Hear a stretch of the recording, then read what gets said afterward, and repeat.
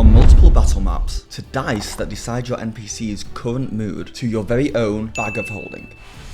This is 20 of the best D&D accessories you can buy right now that will change the game. So we're going to go from beginner to medium to advanced, starting at beginner, of course. And if you're new to D&D, the first 3 accessories on this list you'll need are, of course, the core rulebooks. The Player's Handbook, the Dungeon Master's Guide, and the Monster Manual. Now, I don't have a physical copy of the Monster Manual, but I do have a digital version. Now, the amount of players I know who don't own and have never read the Player's Handbook is insane. Reading this will mean you'll be asking your DM like 90% less questions and will speed the game up monumentally. And if you're a DM or aspiring DM or just want to learn more about the game, you really should read through the Dungeon Master's Guide and of course the Monster Manual, which is probably going to be the book you get the most mileage out of, since you'll be able to go back to it for monster inspiration and ideas, or just pulling actual monsters out of the book. And next up for beginners, dice.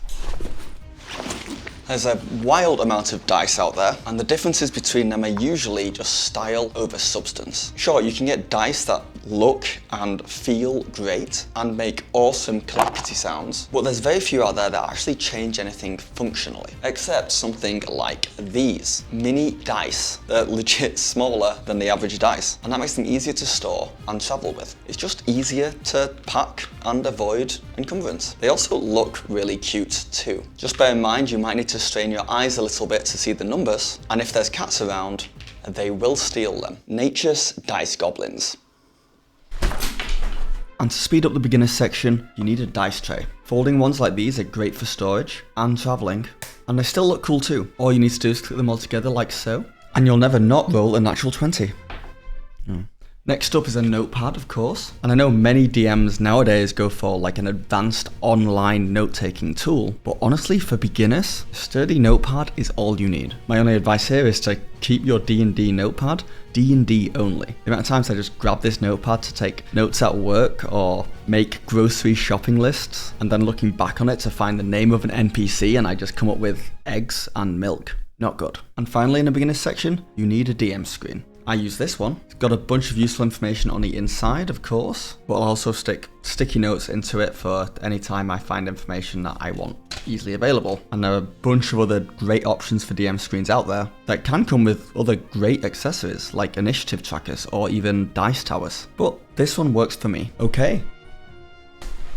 On to the medium section. These are items for DMs and players who might have a little bit more experience in playing D&D, and they have the basics down, but they want to up their game. And first up in this section, we have battle map books. And I've shown these a lot on my channel before, but I get so much use out of them that I've just got to show it again. You just pop this bad boy out, throw some minis on them, and you're good to go. Speaking of minis, if you're a DM, and this is pretty basic of me, but I really like just WizKids minis, and you really just need maybe a few small and tiny sized ones and maybe some larger ones, but you don't need that many because they can double up for many creatures. You can also get 2D flat minis, which will do the same job just much cheaper, though I prefer 3D ones personally. And for players, jump on Hero Forge and design your own PCs. Try not to rely on your DM to source your own character minis. You'll probably never truly be happy with it, and it's one less thing for your DM to have to worry about. Also, it's a keepsake, a souvenir of games past.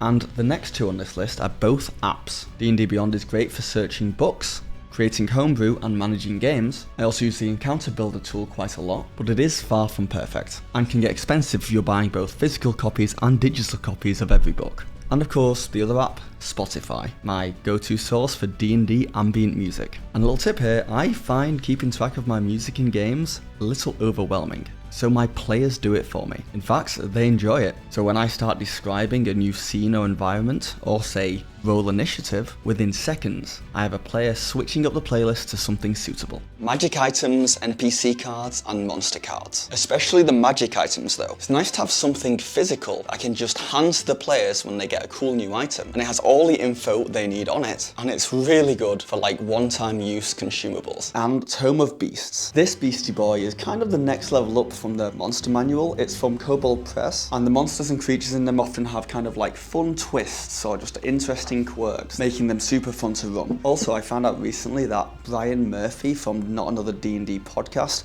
uses this book to find inspiration for like entire campaigns of his. Okay, we're in the advanced section now, so congratulations for making it this far, and subscribe, because the most advanced D&D accessory I could find was dice without numbers on them. Wait, dice without numbers on them? Now, I saw Bob Worldbuilder talk about these in a video. He likes to use dice with different weather effects on them to decide what the weather is in his game at that point in time.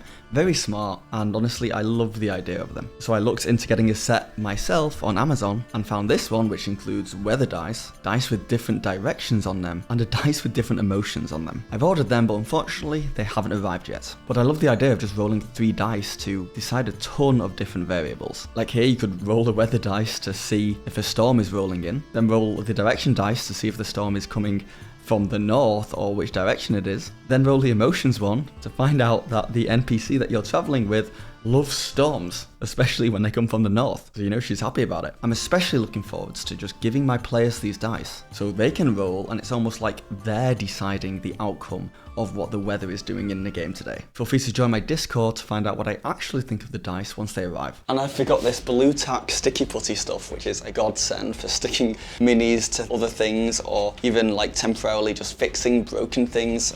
This is a dream come true. Combat visors. Now there's a trick for low budget D&D where you take glass and you turn it upside down so you can put a flying mini on top. You can even have them flying over the top of other people. It's kind of cool, but it's a little cumbersome. So these guys are the next step up, and it's well worth it for high level play where everyone's just flying about. Health potions. Dice in a little container like this are a lot of fun and an immersive way to give out health potions to your players. I've seen Matthew Mercer use similar on Critical Role, so I grabbed these myself, and my players love them. Just pour out the health potion when you want to use it, and then count the numbers, and that's how much you're healed. Status rings. Easily track status effects by chucking these on your minis. These books by Jeff Ashworth are my current go-to books whenever I want kind of inspiration for something. He does a bunch. So I've got the Traps and Puzzles and Dungeons one, and literally this is just full of riddles that I will take and use in my games, as well as really cool trap ideas. And these other two are all about NPCs and random encounters. It's really good and well worth a look. But I've got them in the advanced section because you kind of need to know how to run a game already to really take what's in these books and utilize them properly. One of these guys for quickly seeing area of effects on a battle map. I've seen Matthew Mercer use things like this a lot too.